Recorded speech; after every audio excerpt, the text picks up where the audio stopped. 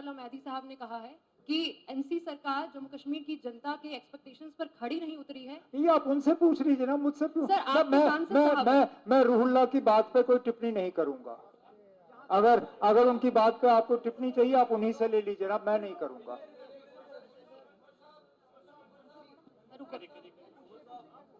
मुझे सर, मत कहिए ना भी। क्या सोच रहे हैं उनके बारे में और क्या प्रावधान है? जैसे मैंने आपसे कहा कि agriculture minister government of India वो खुद मौके पे यहाँ जम्मू आए, मेरे काबीना के साथी जावेद डार साहब उनके साथ थे। यहाँ पे जो लॉस ऑफ स्टैंडिंग क्रॉप दोनों जम्मू में भी और कश्मीर में जो हुआ है उसकी असेसमेंट की गई है।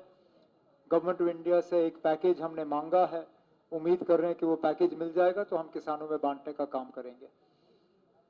सर, रिजर्वेशन में रेशनलाइजेशन की बात की गई थी, कोई भी सरकार, आपने कहा कि एक साल में तमाम वादे रिजर्वेशन में उस पे आपने कमेटी भी बनाई, लेकिन अभी स्टेटस उसका क्या है? स्टेटस उसका ये है कि कल जो कैबिनेट की मीटिंग हुई उसमें कैबिनेट सब कमेटी ने अपनी फाइनल रिपोर्ट जो है कैबिनेट के सामने रखी। कैबिनेट ने उस रिपोर्ट को कबूल किया है। अब सोशल वेलफेयर डिपार्टमेंट से कहा गया है कि वो एक कैबिनेट मेमो तैयार करें, क्योंकि हमने कैबिनेट की सब कमेटी की रिपोर्ट जो है वो मंजूर की है। इसके लिए हमें कैबिनेट मीटिंग बुलाने की जरूरत नहीं पड़ेगी।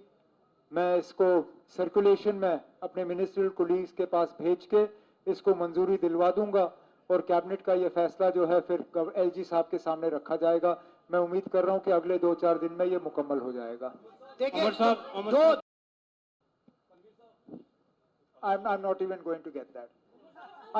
Look, honestly, it's not my job to give you a headline, and you can never reduce a government to one word. So therefore, I leave it to you.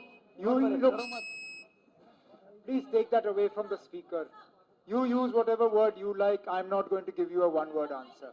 Respected sir, मेरा आपसे सवाल है। सबसे पहले अप्रिशिएट करते हैं sir कि आप प्रेस कॉन्फ्रेंस देने आए 1 साल मुकम्मल होके, तो उम्र दराज मांग कर लाए थे, 4 दिन 2 आरज़ू में कट गए, 2 इंतजार में।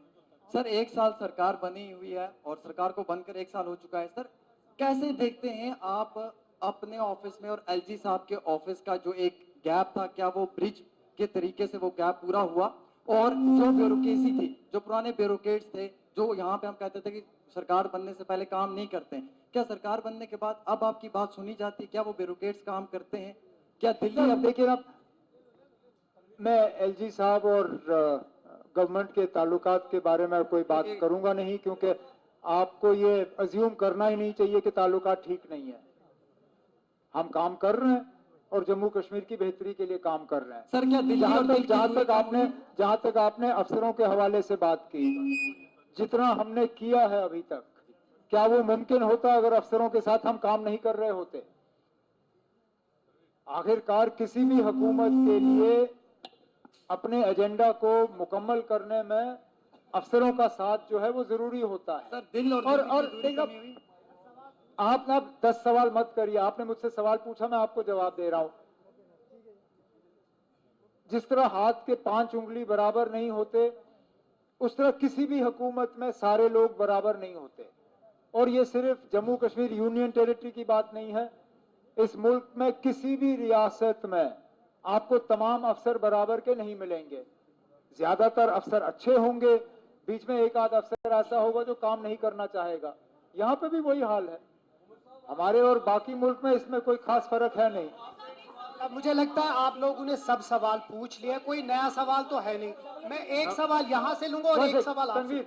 Take hers and him in the yellow and that's it. अच्छा सर अच्छा, आप ये ले लें, उसके बाद आप ले लेंगे। जी सर, हमने देखा कि जम्मू में एक जो जम्मू की बात मैं करना चाहता हूँ, जम्मू में आते थे आप, वो डायरेक्ट कटरा जाते हैं। जम्मू का बिजनेस को बहुत बड़ा नुकसान हो रहा है। उस आगे उस बिजनेस को बढ़ाने के लिए आपकी सरकार क्या कर रही है और क्या कर रही है? देखना, मैं मजबूरन माता वैष्णो देवी की यात्रियों को जम्मू में रोक नहीं सकता। जो सिर्फ और सिर्फ दर्शन करने आना चाहते हैं वो तो दर्शन करके निकल ही जाएंगे, लेकिन हमारी कोशिश है कि उनमें से वो लोग जो 1-2 दिन यहाँ रुकना पसंद करेंगे, उनके रुकने के लिए हम कोई इस तरह के इकदाम बनाएं, कोई इस तरह के कोई चीजें बनाएं ताकि वो न सिर्फ यात्री बने, वो टूरिस्ट भी बने। उसमें बॉर्डर टूरिज्म सुचेतगढ़ को लेके वो उस पर हम ध्यान दे रहे हैं। जम्मू को या जो झील जो मेरी हुकूमत में शुरू हुआ था अब उसको हम मुकम्मल कर रहे हैं। उसके दोनों किनारों पे हम अच्छे वो टूरिज्म के एसेट्स कायम करेंगे ताकि वो इलाका न सिर्फ खूबसूरत हो बल्कि उसको सही इस्तेमाल किया जा सके। पिलग्रिमेज सर्किट कि वो लोग जो माता वैष्णो देवी के दर्शन के लिए आ रहे हैं, जो हमारे बाकी और तीर्थ स्थान है वहां पे भी आए। हमारी कोशिश ये है कि जो दर्शन करने के लिए आते हैं उनमें से अगर 15-20% भी दाएं बाएं थोड़ा घूमें तो जम्मू की इकोनॉमी को काफी फायदा होगा, लेकिन ये हम उनको मजबूर नहीं कर सकते। हम सिर्फ वो एसेट्स क्रिएट कर सकते हैं, हम उनके सामने ये प्रोग्राम रख सकते हैं, बाकी उस पर चलना ना चलना वो उनकी अपनी मर्जी है। लेकिन जो हुकूमत के हाथ में है जैसे दरबार मूव, वो फैसला तो हमने लिया है और हम उम्मीद करते हैं कि उससे जम्मू की इकोनॉमी को थोड़ा फायदा तो पहुंच ही जाएगा। जम्मू में चिंता का माहौल शुरू हो किस गया चीज है, पे? प्रीपेड मीटर्स लग रहे हैं, यानी कि बिजली प्राइवेट हो रही है। नहीं ना, क्या- ना sorry, prepaid meter is not privatisation. Prepaid meter is not privatisation. Prepaid meter is only a meter. जब आप अपने प्रीपेड स्मार्टफोन से, please take it away from the speaker, जब आप अपने प्रीपेड स्मार्टफोन से परेशान नहीं होते हो तो आप प्रीपेड बिजली मीटर से परेशान क्यों हो? है तो वही चीज। आप पहले पैसा भरते हो फिर मोबाइल इस्तेमाल करते हो, बिल्कुल इसी तरह आपके यहां मीटर लगेगा, आप पैसा भरिए और बिजली इस्तेमाल करिए, इसमें परेशान होने की क्या। और मैं माफी चाहता हूं, आपके सवाल से ऐसा लगता है जैसे ये मीटर सिर्फ जम्मू में लग रहे हैं। ये मीटर सब जगह लग रहे हैं। मेरी बहन के घर में गुपकार पे इसी तरह का प्रीपेड स्मार्ट मीटर लगा हुआ है। मेरी आंटी के घर पे बिल्कुल मेरे घर के दूसरे तरफ उनके घर में प्रीपेड स्मार्ट मीटर, वो अपने फोन पे चेक करती हैं कि क्रेडिट बैलेंस कितना है, जब कम होना शुरू हो जाता है वो अपने मीटर में और पैसा चढ़ा देती हैं और बिजली इस्तेमाल कर जाती हैं। अगर मेरे रिश्तेदार ये कर सकते हैं और उन्हें कोई परेशानी नहीं है, आम यहाँ बाकी लोगों को इस चीज की परेशानी क्यों? उमर साहब एक नैरेटिव जो है ऐसा माना जा रहा है, कहा भी जा रहा है कि स्टेटहुड के पीछे बाकी कोई काम नहीं हो रहे, इसलिए आपकी सरकार जो है स्टेटहुड दोहराती है बार बार। इससे आप कितनी वाकफियत रखते हैं?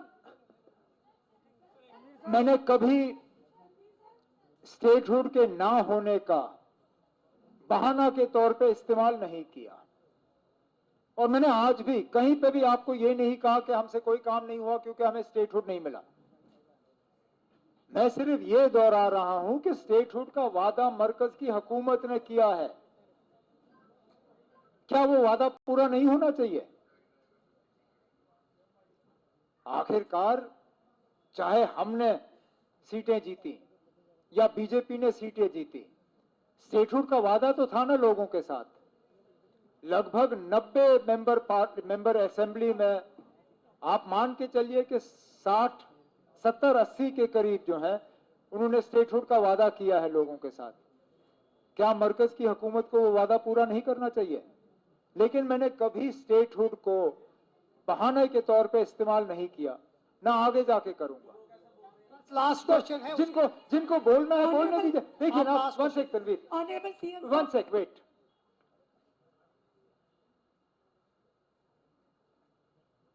कौन बोल रहे हैं? ऑपोजिशन पार्टी, ऑपोजिशन एलयूपी, जिनको डिप्टी सीएम साहब ने बड़ा अच्छा नाम दिया है।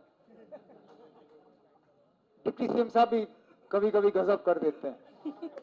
मुझे कभी मेरे दिमाग में कभी नहीं आता एलओपी को वो नाम देना, लेकिन अच्छा किया उन्होंने।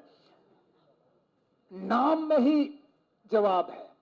ऑपोजिशन मतलब के अपोज करना। आप कैसे उम्मीद करोगे कि जिसका काम है ऑपोजिशन करना वो हमारी तारीफ करेगा? उनका सारा कुछ तो उसी में है, टाइटल में। That's why I am a minister, he is the opposition. मेरा काम है काम करना।